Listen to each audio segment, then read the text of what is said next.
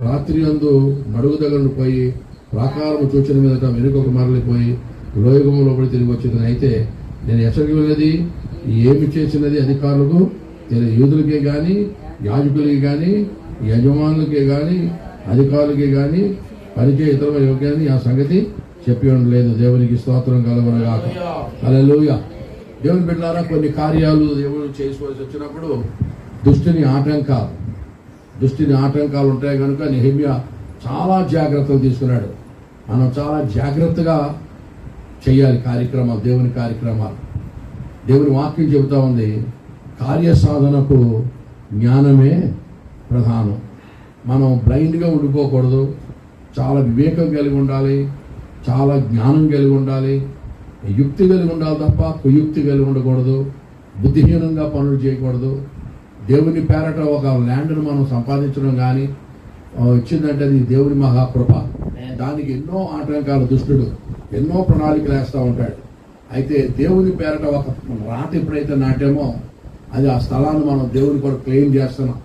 We are claiming this area in the name of Jesus. అది ఇక్కడ నాటడం జరిగింది. దేవుని బిడ్డల పని చిన్నగా ప్రారంభమైంది అవడం జరిగింది. అది దేవుని యొక్క మహాకృప.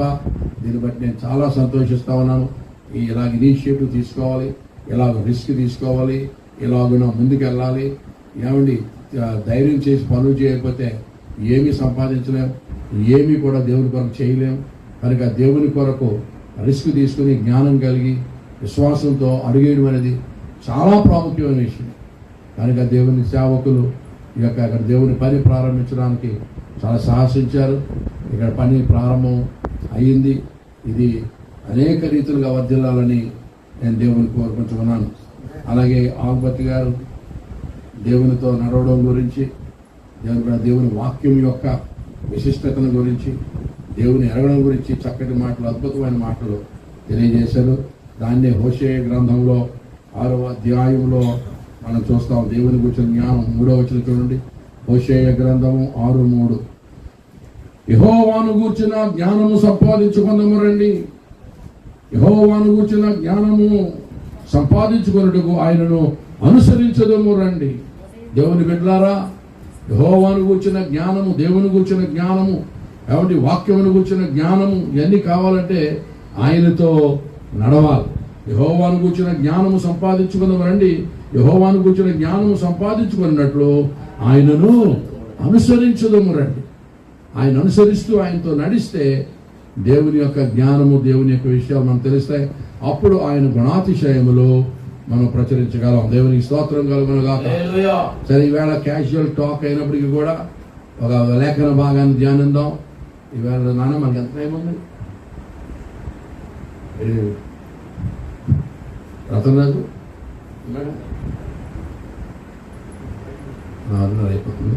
గలతీయులకు రాసిన పత్రిక 3వ అధ్యాయము 4వ అధ్యాయము 3వ వచనం చదువుతున్నాను, చిత్తగించండి.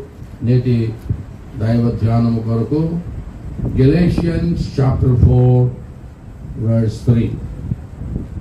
అటువలే మనము బాలురమై ఉన్నప్పుడు లోక సంబంధమైన మూలపాఠములకు లోబడి దాసులమై ఉంటిమి. అయితే కాలము పరిపూర్ణమైనప్పుడు దేవుడు తన కుమారుని పంపెను. ఆయన స్త్రీ యందు పుట్టి మనము దత్తపుత్రము కావాలని ధర్మశాస్త్రముకు లోబడిన వారిని విమోచించుటకై ధర్మశాస్త్రములకు లోబడిన వాడాయను. మరియు మీరు కుమారులై ఉన్నందున నాయన తండ్రి అని మొర్రపెట్టు తన కుమారుని ఆత్మను దేవుడు మన హృదయంలోకి పంపెను. కాబట్టి నీవు ఇక దాసుడువు కావు, కుమారుడివే. కుమారుడు అయితే దేవుని ద్వారా వారసుడు. దేవునికి స్తోత్రం. హల్లెలూయా. అటువలే మనము బాలురమై ఉన్నప్పుడు, పరిశుద్ధుడు అయిన ప్రభువా, దయగల తండ్రి, చదవబడిన లేఖన భాగము దేవోక్తులు నాయన 10 నిమిషాలు ధ్యానించడానికి నీ సన్నిధిలో కూడుకొని ఉన్నాం. నీ దాసును మరుగుపరచి పదవులను నాలుకను కాల్చి ఆయన మీరే మాతో మాట్లాడి మహిమ పొందమని యేసు పరిశుద్ధ నామమున అడిగి వేడుకొనుచున్నాము తండ్రి, ఆమేన్. ప్రియులారా, మనము బాలురమై ఉన్నప్పుడు అని ఒక స్టేజ్ గురించి అపోస్తలుడైన పౌలు మాట్లాడుతూ ఉన్నాడు. మానవులందరూ కూడా దేవుని ఎరుగనటువంటి ఒక స్థితి, దేవుని ఎరిగినప్పటికీ కూడా దేవుని సంఘము బాల్య దశలో ఉన్నటువంటి స్థితి, దాన్ని జ్ఞాపకం చేస్తూ మనము బాలునమై ఉన్నప్పుడు లోక సంబంధమైన మూలపాఠములకు లోబడి దాసులమై ఉంటున్నాడు. ప్రియులారా, మూలపాఠములు కనుక ఫుట్ నోట్లో ఏముంది చూడండి. ఫుట్ నోట్లో ఏముంది? భూతములు అంటే ఏంటి అర్థం చెప్పండి నాకు. చెప్పాలి తెలుగు వచ్చినాడు తొందరగా. భూతములు చెప్పండి రా. మీరు తెలుగు వాళ్ళ అరవాళ్ళ గట్టిగా. భూతములు అనగా దెయ్యాలు అంటారని అడిగాను అన్నిసార్లు. భూతములు అనగా దెయ్యములు కాదు, పంచభూతములు. భూతాలు అనగానే దెయ్యాలు అనేస్తారని, అందుకని దేవుని బిడ్డలారా, భూతములు కాదు ఇక్కడ. భూతములు అంటే పంచభూతములు. అంటే మనం దేవుణ్ణి ఎరగనప్పుడు, దేవుణ్ణి తెలియనప్పుడు దేవుడు ఏం చేశాడంటే అందరినీ కూడా పంచభూతముల అధికారం కింద ఉండమన్నాడు. దేవుడే చెప్పాడు. అమావాస్యలు, పౌర్ణములు, పున్నములు, మంచి రోజులు, ఏమండి, దుర్ముహూర్తాలు, అమృత గడియలు, గట్రా, వీరన్నీ కూడా పాటించకుండా ఉండండి అని దేవుడే నియమించాడు. అందుకనే ప్రతి దేశంలో కూడా ఈ యొక్క నక్షత్రాలు, తిథులు, వారాలు, మంచి రోజులు గట్రా చూస్తూ ఉంటారు. అంటారని అడిగాను అన్నిసార్లు. భూతములు అనగా దెయ్యములు కాదు, పంచభూతములు. భూతాలు అనగానే దెయ్యాలు అనేస్తారని, అందుకని దేవుని బిడ్డలారా, భూతములు కాదు ఇక్కడ. భూతములు అంటే పంచభూతములు. అంటే మనం దేవుణ్ణి ఎరగనప్పుడు, దేవుణ్ణి తెలియనప్పుడు దేవుడు ఏం చేశాడంటే అందరినీ కూడా పంచభూతముల అధికారం కింద ఉండమన్నాడు. దేవుడే చెప్పాడు. అమావాస్యలు, పౌర్ణములు, పున్నములు, మంచి రోజులు, ఏమండి, దుర్ముహూర్తాలు, అమృత గడియలు, గట్రా, వీరన్నీ కూడా పాటించకుండా ఉండండి అని దేవుడే నియమించాడు. అందుకనే ప్రతి దేశంలో కూడా ఈ యొక్క నక్షత్రాలు, తిథులు, వారాలు, మంచి రోజులు గట్రా చూస్తూ ఉంటారు. ఏంటంటే అది దేవుడే నియమించాడు. మీరు పంచభూతాల అధికారం కింద ఉండండి అన్నాడు. ఎంతవరకు ఉండమన్నాడంటే నా కుమారుడు వచ్చే వరకు ఉండండి. అమావాస్యలు, పౌర్ణములు అబ్జర్వ్ చేయండి. నా కుమారుడు వచ్చిన తర్వాత ఆయన మీతో చెప్పినది చేయండి. ఇక ఆయన అధికారం కింద రమ్మని దేవుడు భూనివాసులకు ఆజ్ఞాపించాడు. అయితే ఇప్పుడు ఏం చేస్తున్నారంటే చాలా మంది ఇంకా పంచభూతముల అధికారం కిందే ఉంటున్నారు. అదంతా బాలురమై ఉన్నప్పుడు లోక సంబంధమైన మూలపాఠాలకు మనము దాసులమై ఉన్నాం. ఇంగ్లీష్లో దాన్ని ఏమంటారంటే ద రూడిమెంట్స్ ఆఫ్ ది యూనివర్స్ అంటారు. అదంతా ఎలిమెంటరీ ఎడ్యుకేషన్. అమావాస్యలు, పౌర్ణములు, మంచి రోజులు, తిథులు, వారాలు, గడియలు ఇవన్నీ చూసుకోవడం. అయితే దేవుని బిడ్డలారా, దేవుడు వచ్చిన తర్వాత, ప్రభు వచ్చిన తర్వాత ప్రభు ఆజ్ఞకు ఆయన లోబడమని చెబుతున్నాడు. దేవునికి స్తోత్రం చెప్పండి. హల్లెలూయా, హల్లెలూయా. బిడ్డలారా, ఇప్పుడు మనకి హుదూద్ తుఫాను వచ్చింది, గుర్తుందా మీకు?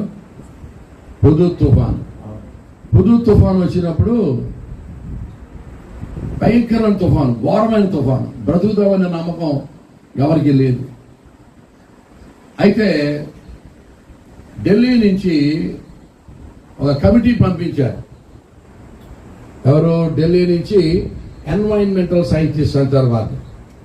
ఓషనోగ్రఫీ చదివిన వారిని, ఎన్వైరన్మెంటల్ సైంటిస్ట్ని ఒక పెద్ద టీం పంపించారు విశాఖపట్నం.